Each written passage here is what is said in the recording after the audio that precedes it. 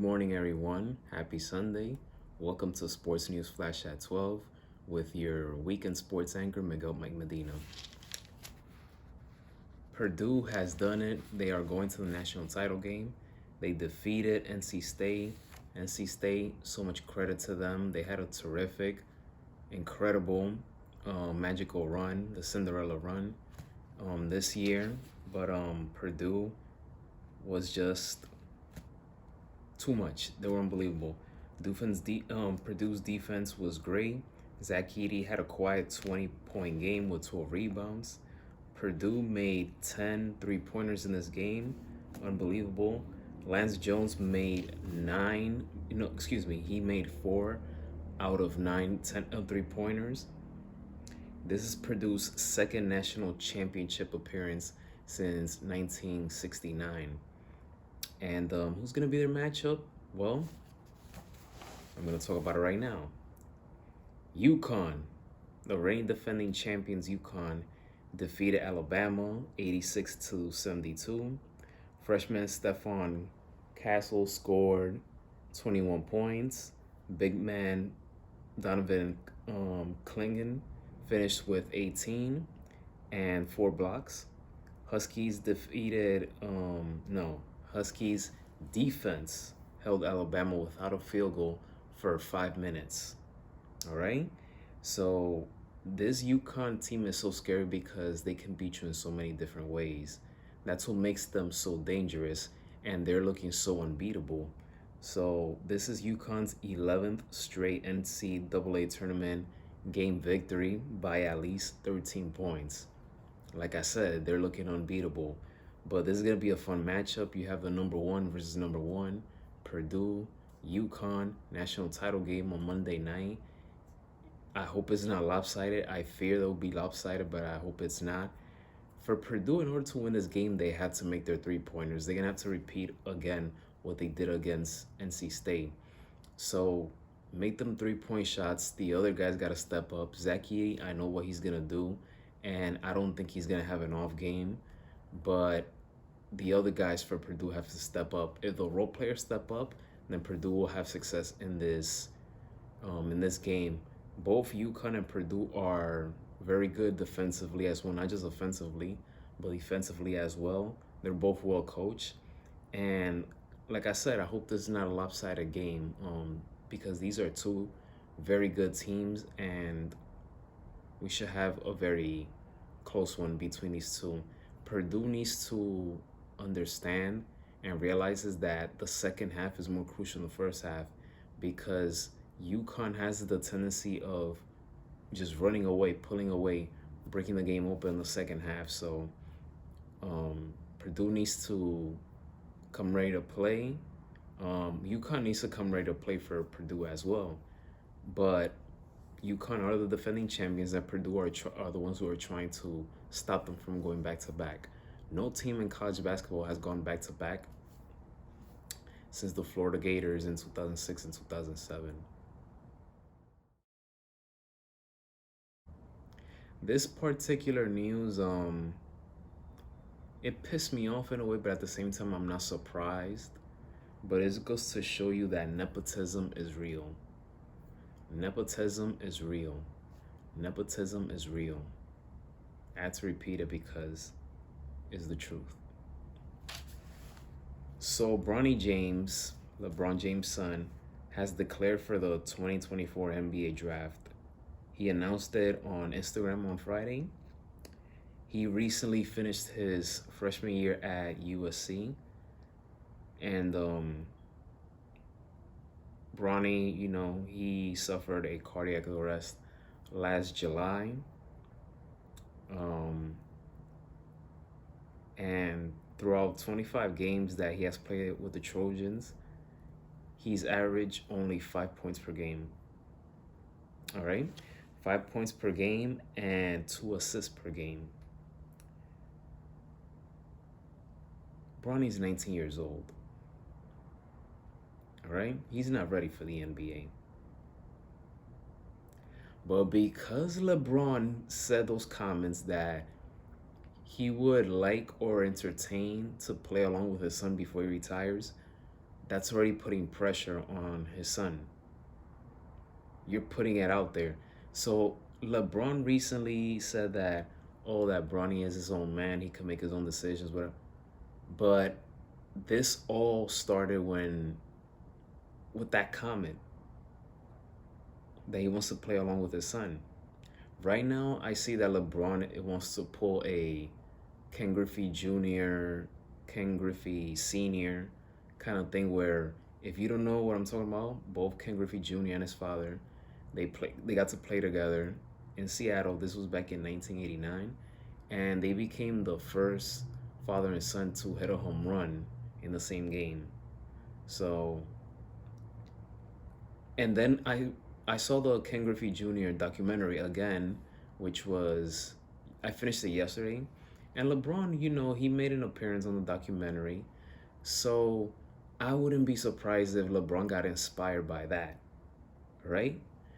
Um, but Bronny is not ready. He's not ready. I'd rather see Bronny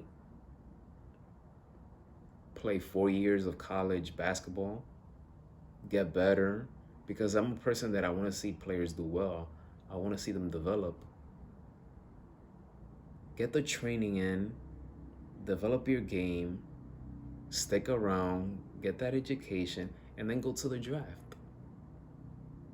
Right now, I see him as a role player. I don't see him as this potential future star in the league.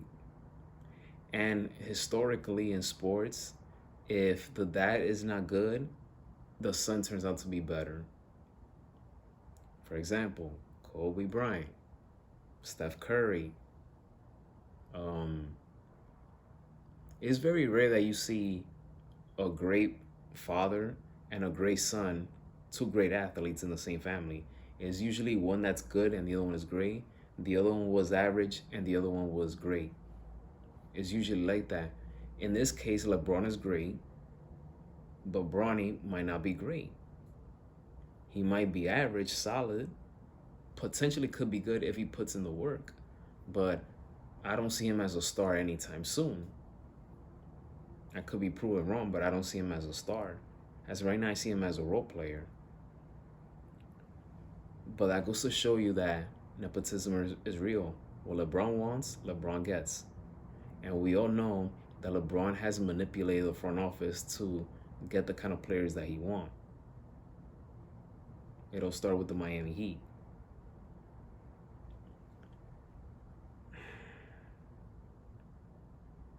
We are getting very close of seeing that reality. LeBron and Bronny playing together. I have no problem with the father and son playing together, but I just don't agree that the timing is right.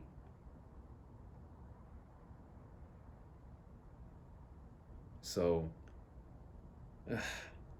this when it comes to the transfer portal, I have my likes and dislikes about it. Because now we're getting to a point where you can develop players like you want to. They want their money. They want to have shine right away. They want to jump from point A to Z. They don't want to go through the process of becoming better as an athlete, as a player. But I'm gonna say it again, nepotism is so real. I hate nepotism, but it exists, it's there.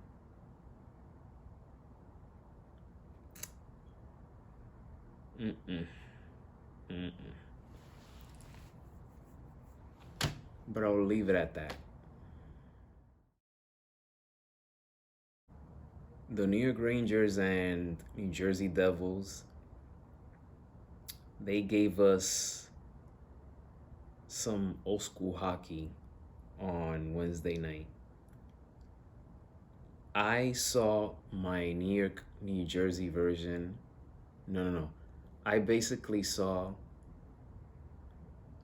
a miniature Colorado versus Detroit rivalry of the 90s in this game. Although Rangers and Devils are rivals, but And the Devils did beat the Rangers last year. And I'm a Rangers fan, by the way, for those of you who don't know. But it was, again, I don't condone the violence, but it was just wow. Um, to start the game off, face off with all 10 starters squaring off, that's old school hockey right there. Old school hockey. Matt Rempe, Jacob Trouba, Keandre Miller, Barclay Goodrow, Kevin Ball, John Marino, Chris Tierney, and Curtis McDermott were all ejected from the game. That was something else. That was something else. Oh boy. Uh, um, for those who were in the garden to see that, the difference between the '97 fights with Colorado and Detroit compared to this one is that in '97 you don't have smartphones. For this particular game, there were many people recording that right away. Um, but the Rangers went on to win this game 4-3 on a late power play goal by Chris Kreider. But man, that fight was to start the fight like that was something else. Baseball season has been fun so far, but in the past few days, there's been some sad news in baseball, and I'm not happy about it because I don't like seeing talented pitchers getting hurt. And there's three of them that I want to highlight on this episode of Sports News Flash at 12. Atlanta Braves pitcher Spencer Strider, he felt a discomfort on his right shoulder on Friday night against the Arizona Diamondbacks. Strider allowed 5 runs and 7 hits over 4 innings. He striked out 4 batters and walked 3. So I don't know for how long he'll be out, but I'll keep you guys updated on any news of Spencer Strider. If you're following me on Spotify, I have Baseball Heat podcast with Mike there. So Tuesday, you might get some updates from there on that podcast on Spotify. And as well as next weekend for here for Sports News Flash at 12. I'll keep you guys updated on everything. This other one really bothered me because he is so young and he looks like he could have a bright future with this team and in the majors. And this one bothers me. Miami Marlins pitcher Yuri Perez will undergo Tommy John surgery and he will miss the rest of the season.